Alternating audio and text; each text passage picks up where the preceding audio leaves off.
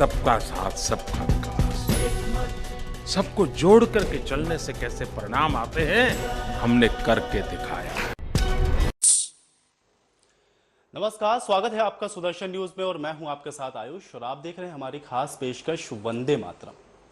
वंदे मातरम यानी कि हमारे राष्ट्र का सम्मान, वंदे मातरम यानी कि हमारा राष्ट्रीय गीत। लेकिन हमने देखा कि पिछले दिनों कुछ इस तरीके की बातें हमारे समाज के अंदर निकल के आई जहां पर इस वंदे मातरम का अपमान किया गया और ये अपमान समाज के अंदर नहीं बल्कि संसद के अंदर भी किया गया। और हमने देखा कि किस तरीके से बसपा के एक सांसद जिनका नाम शफीकुर रहमान था, उन्होंने इस वंदे मातरम का अपमान किया। यानी कि जब वंदे मातरम का गान शुरू हुआ तब वो सदन की कार्रवाई से बाहर चले गए, लेकिन उसके बावजूद भी इन तमाम चीजों पर कोई कार्रवाई नहीं हुई। सवाल यहां पर यह खड़ा होता है कि आखिर जब हमारे देश का ये राष्ट्रीय गीत है तो इसका अपमान एक समुदाय के द्वारा क्यों किया जाता है, इसके पीछे के क्या कुछ कारण हैं। जबकि देश में आपको कई इस तरीके के मुस्लिम मिल जाएंगे जो इन तमाम चीजों को दरकिनार करते हैं और इन तमाम चीजों का सम्मान भी करते हैं। तो ऐसी ही एक शख्सियत आज हमारे साथ स्टूडियो में मौजूद हैं। हालांकि वो किसी परिचय का मोहताज नहीं है, लेकिन फिर भी मैं परिचय आपका करवा देता हूं। हमारे साथ सूफी संत महबूब अली बाबा जी हैं। आप गुजरात गवर्नमेंट हज कमेटी के चेयरपर्सन भी हैं। इसके अलावा गुजरात माइनॉरिटी के भी प्रेसिडेंट आप रहे हैं और आज सबसे दिलचस्प बात यह है कि आप ऑल इंडिया बीजेपी माइनॉरिटीज के नेशनल सेक्रेटरी भी बने हैं। तो आज ये पावन अवसर आपके लिए भी है और हमारे लिए भी है कि आज हमारे साथ आप स्टूडियो में मौजूद है। तो सबसे पहले सूफी संत जी, आपका सबसे ज्यादा स्वागत सुदर्शन न्यूज में। तो आज हम इन्हीं से चर्चा करेंगे और जानने की भी यहाँ पर कोशिश करेंगे कि आखिर ये जो तमाम चीजें हैं ये हमारे समाज के अंदर क्यों आई हैं, इसके पीछे के क्या कुछ कारण हैं और आखिर ये तमाम चीजों के बारे में क्यों ये जो भ्रांतियां हैं हमारे समाज के अंदर फैली हुई हैं। तो महबूब अली जी, सबसे पहले आपसे मैं बिल्कुल यही जानना चाहूंगा, वंदे मातरम आखिर इसके अंदर ऐसा क्या है जिसको अपोज किया जाता है, मुस्लिम इसका विरोध करते हैं, संसद के अंदर इसका विरोध होता है, ऐसी क्या चीजें हैं, मैं आपसे समझना चाहूंगा। बेसिकली वंदे मातरम के इश्यू पे जो कंट्रोवर्सी है वो उसके अर्थ पे है। जैसे कि जो लोग इसका मीनिंग वंदन का अर्थ पूजा करते हैं, तो इस्लाम के बेसिक कॉन्स्टिट्यूशन में ये है कि पूजा जो है, भक्ति जो है, वो निरंजन निराकार ईश्वर खुदा की ही की जा सकती है। नबी से, वली से या तो तुम धरती से प्यार कर सकते हो, पूजा सिर्फ ईश्वर की कर सकते हो। लेकिन जो इनका ये मीनिंग है ये काफ़ी हद तक संकुचित है। वंदन का अर्थ आप डिक्शनरी में देखो, मैंने अपनी फेसबुक पे भी उसको रखा हुआ है, इंटरनेट पे आप देखो तो वंदन का अर्थ होता है सैल्यूट, यानी सलाम करना। अगर इसका मीनिंग तुम निकालो तो अस्सलाम ऐ सरजमीन हिंदुस्तान होता है। तो जो वतन, जिस वतन में हम रहते हैं, जिससे प्यार करना इस्लाम के पैगंबर हज़रत मोहम्मद साहब ने 1400 साल पहले ये कहा कि हुब्बुल वतन शोबतुल ईमान, यानी वतन की मोहब्बत ईमान का शोबा है, यानी भारत से मोहब्बत करना ईमान से है। तो जिस मुल्क से मोहब्बत करना ईमान है, भला उसे सलाम करना हराम कैसे हो सकता है जी।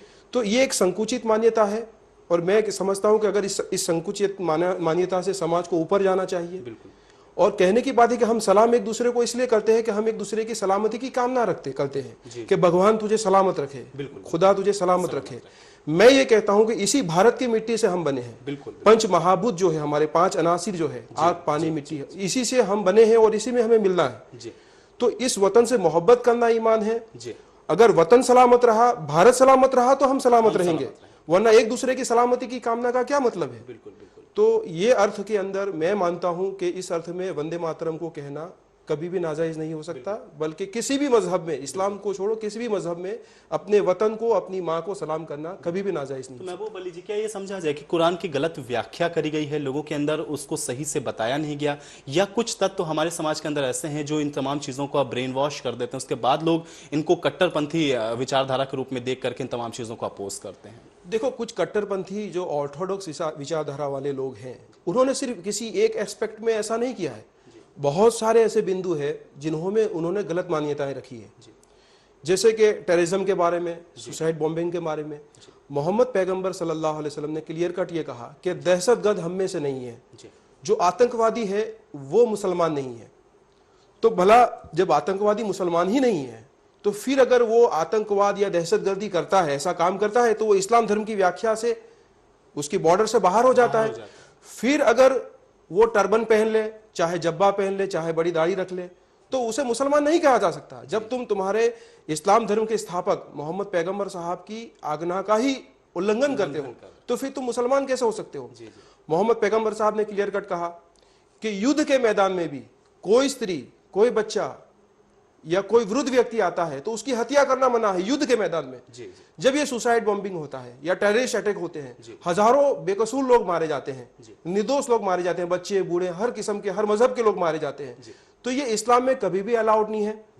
प्रोफेसर ताहिरुल कदरी साहब आए थे गुजरात में, हमने सबसे पहले हमारे मुख्यमंत्री श्री नरेंद्र भाई मोदी साहब ने उनको परमिशन दी, भारत में उनकी सभाएं हुई, 5-5 लाख मुसलमान उसमें हाजिर रहे। उन्होंने बुक लिखी है फतवा on terrorism and suicide bombing, जो 600 पेजेस की किताब है। उसमें कुरान से, पैगंबर साहब की हदीस से साबित किया है कि टेररिज्म, सुसाइड बॉम्बिंग ये बिल्कुल खिलाफ है। किसी भी धर्म की निंदा मत करो, किसी भी धर्मस्थान का अपमान मत करो। यानी इन सारी चीजों के बावजूद कुछ लोग ऐसे हैं कि जो कट्टरवाद को फैलाते हैं, जो जिहाद की परिभाषा गलत करते हैं, और यही चीजें आज मानवता के लिए एक दुश्मन बनी हुई है, विश्व में एक अशांति के लिए एक बहुत बड़ी वजह बनी हुई है। तो इन सब से हटकर हमें सर्वधर्म संभाव, एकता और जो मजहब के पॉजिटिव एस्पेक्ट्स है उस पर हमें कॉन्सेंट्रेशन करना चाहिए। तभी हम एकता और जो भारत का जो हमें महासत्ता बनाने का सपना है उसे हम पूरा कर सकते हैं। बिल्कुल। देखिए महबूब अली जी, थोड़ा सा और मैं चर्चा करना चाहूंगा। हमारे देश के अंदर अगर हम लोग बात करते हैं तो जो कम्युनल राइट्स हुए हैं या जो हिंदू मुस्लिम दंगे या फिर मुस्लिमों को या आपस में जो दंगे होते रहते हैं उसका इतिहास बड़ा पुराना रहा है। लेकिन गुजरात की जब भी बात आती है तो चाहे हम कांग्रेस पार्टी की बात करें, वो बहुत ज्यादा इन तमाम चीजों को बढ़ा चढ़ा के पेश करते हैं कि इस तरीके की चीजें हुई। आप चूंकि खुद गुजरात से जुड़े हुए हैं, आप खुद एक माइनॉरिटी से आते हैं, क्या वाकई में जो हकीकत पेश करी जाती है या फिर कांग्रेस पार्टी जिस तरीके से इन तमाम चीजों को रखती है कि वहां पे दंगे के समय इस तरह की सी चीजें हुई, मुस्लिमों के साथ इस तरीके का व्यवहार हुआ, उसके बारे में थोड़ी सच्चाइयां आपसे जानना चाहूंगा। देखो, ये तो एक बात ऐसी हुई कि दंगों का इतिहास गुजरात को जब याद किया जाता है तो 2002 के साथ याद कर बदनाम करने की कोशिश की जाती है। 1969 में जब गुजरात की ही बात करो तो वहां हितेंद्र देसाई की गवर्नमेंट थी, जो कांग्रेस के मुख्यमंत्री थे। 5000 लोग मारे गए थे उस वक्त दंगों में। खुद इंदिरा गांधी जी प्राइम मिनिस्टर थी और वो अहमदाबाद आई थी जी। उस वक्त कोई एक्शन नहीं लिए गए, महीनों तक दंगे चले, ना एफआईआर हुए, न चार्जशीट हुई, न किसी को सजा हुई जी। उसके बाद 85 के अंदर माधव सिंह सोलंकी की गवर्नमेंट थी, उस वक्त भी बड़े दंगे हुए जो 2002 के बराबर थे, हजारों लोग मारे गए, कोई एक्शन नहीं लिए गए। उसके बाद 87 में अमर सिंह चौधरी की गवर्नमेंट थी, जो भी कांग्रेस के मुख्यमंत्री थे जी। 90 और 92 में चिमन पटेल कांग्रेस के मुख्यमंत्री थे। 92 में मैं जहां सूरत में रहता हूं, बिल्कुल वहां कई लोग मारे गए जी। और होम मिनिस्टर कांग्रेस के सीडी पटेल सूरत में ही मौजूद थे, फिर भी उन्होंने कोई एक्शन नहीं लिए। आज तक उनको किसी को सजा नहीं मिली। श्री कृष्ण कमीशन का जो रिपोर्ट था महाराष्ट्र के अंदर, उसको कांग्रेस ने डस्टबिन में डाल दिया, किसी पे एक्शन नहीं लिया। तो दंगे कहां नहीं हुए? मलियाना में हुए, मेरठ में हुए, जमशेदपुर के अंदर हुए, बिहार में भागलपुर में हुए और अभी भी हुए आसाम के अंदर। बिल्कुल 4 लाख लोग रिफ्यूजी हैं, कैंपों में रह रहे हैं। महाराष्ट्र में अभी हुए, राजस्थान के अंदर गोपालगढ़ के अंदर मस्जिद के अंदर कांग्रेस के मुख्यमंत्री कह रहे हैं कि जो पुलिस ने एक्शन लिए वो सही लिए, हालांकि मस्जिद के अंदर जाके फायरिंग किया, 9 लोग मारे गए, 27 लोग गायब हो गए, उनकी लाशों को कुएं में डाल दिया। बेकसूर लोगों को मारते हो और तुम फिर कहते हो कि एक्शन नहीं लिया। और अगर किसी एक टेररिस्ट को मार दिया जाए, अगर एक किसी क्रिमिनल को एनकाउंटर के बारे में मार दिया जाए तो तुम पूरा बवाल मचा देते हो। यानी कहने की बात है कि हम आह भी करें तो हो जाते हैं बदनाम, और तुम कत्ल भी करो तो चर्चा नहीं होता।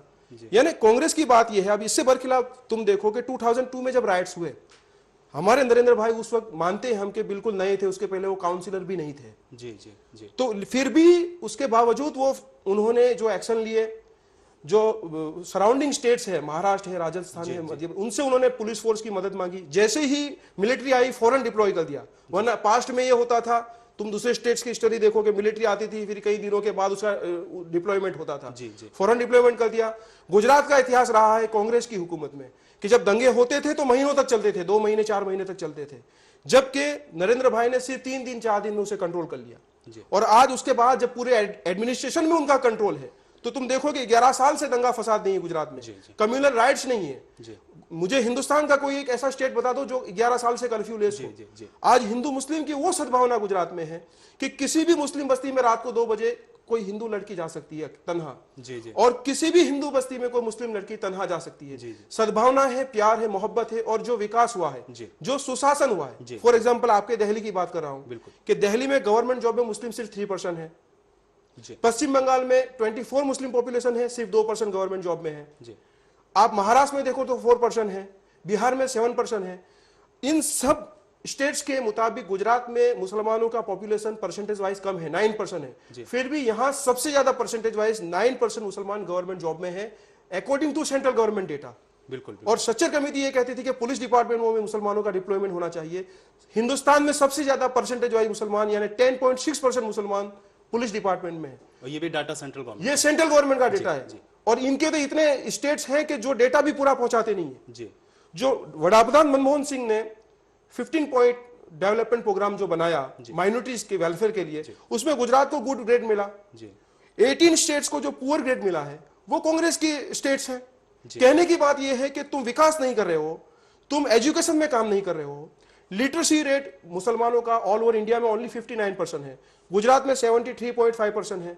गुजरात में हिंदुओं का लिटरेसी रेट 68% है, यानी मुसलमानों का लिटरेसी रेट उससे भी ज्यादा है। यानी सरकार जो है सबका साथ सबका विकास बिना भेदभाव के काम कर रही है।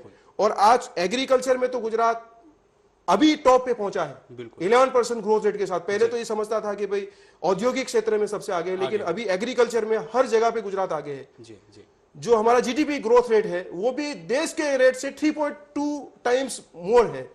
तो इतनी ज्यादा डेवलपमेंट है, विकास है, शांति है, सलामती, और क्या चाहिए। मैं ये कहता हूं गुजरात ने एक जो दिशा दी है हिंदू मुस्लिम एकता की, सद्भावना की और विकास की जो दिशा गुजरात ने दी है, अगर यही दिशा पर भारत काम करे तो भारत को महासत्ता बनने से कोई रोक नहीं सकता। अच्छा महबूब अली जी, एक चीज और मैं समझना चाहूंगा, जब भी मोदी जी की बात आती है या मोदी का जब भी जिक्र आता है मीडिया के अंदर, तो उनको एक समुदाय विशेष के नेता के रूप में देखा जाता है, या फिर उनके साथ बहुत सारी ऐसी चीजें जोड़ दी जाती हैं कि वो एक धर्म संप्रदाय को बिलोंग करते हैं या कट्टरवादी हैं, इस तरीके के शब्दों का इस्तेमाल किया जाता है। प्रधानमंत्री पद की जब दावेदारी आती है तो एक सेकुलर नेता लोग ढूंढते हैं। क्या मोदी जी अगर प्रधानमंत्री बनते हैं तो देश का विकास उसी तरीके से होना आप देख पाते हैं संभव है जैसे गुजरात का हुआ है? क्या इस तरीके की स्थितियां बन पाएंगी? मुस्लिमों की स्थिति उस पर कैसी होगी, ये भी आपसे समझना चाहूंगा। देखो, अगर मैं कहूं तो अकॉर्डिंग टू गवर्नमेंट डेटा में आपको कहूं कि ये एक सत्य हकीकत है कि मोदी से बड़ा सेक्युलर नेता कोई नहीं है हिंदुस्तान में। जी, ये सारा विकास और सुशासन हमने गुजरात में साबित करके बताया है। ये माइनॉरिटी और मेजोरिटी की बात नहीं है। जी जी, ये बात करते हैं पूरी जनता की बात करते हैं, हम भारत की बात करते हैं, भारतीय की बात करते हैं, राष्ट्रवाद की बात करते हैं। इसमें माइनॉरिटी मेजोरिटी की बात ही नहीं आती। जी जी, ये जो कट्टरवादियों का तुष्टीकरण कांग्रेस ने किया है, कांग्रेस के नेताओं ने किया है, कुछ कट्टरपंथियों को लाभ देकर उनको फायदा पहुंचाकर ये समझते हैं कि पूरे समाज का विकास हुआ है। नहीं हुआ है। ऐसा नहीं। कांग्रेस ने इतनी सारी योजनाएं बनाई, फॉर एग्जाम्पल कि मैं अपनी बात नहीं कर रहा, नेशनल माइनॉरिटी के जो प्रेसिडेंट रहे हैं वजाहत हबीबुल्ला, ये हमारे गुजरात में आए थे गुज़िश्ता साल, और उन्होंने प्रेस कॉन्फ्रेंस में यह कहा कि सच्चर समिति का जो रिपोर्ट जिसमें साबित हुआ कि कांग्रेस ने ये आजादी के बाद 60 सालों में सिवाय मुसलमानों की बर्बादी और बेहाली के कुछ किया नहीं है। जी जी, उसके बाद भी जब उन्होंने 40 पॉइंट डेवलपमेंट प्रोग्राम बनाया तो उन्होंने कहा कि आज इतने साल गुजर गए फिर भी 39 पॉइंट्स पे तो अमल की शुरुआत भी नहीं हुए। यानी कांग्रेस सिर्फ मुसलमानों को हथेली में चांद दिखाती है, कोई फर्म काम नहीं किया है। मैं चैलेंज करता हूं कि जिस तरीके से गुजरात में हमने सबका विकास किया है, मुसलमानों का विकास हुआ है, हिंदुओं का विकास हुआ है, सबका विकास हुआ है, वैसा डेवलपमेंट तुम किसी एक स्टेट में साबित करके दिखाओ। योजनाएं बनाने से कुछ नहीं होता, वो तो तुम आजादी से लेकर आज तक बनाए रहे हो कि हमने ये योजना बनाई, हम ये हो जाएगा वो हो जाएगा। सिर्फ वादे हैं और वो वादे कभी पूरे नहीं हुए, न होने वाले हैं।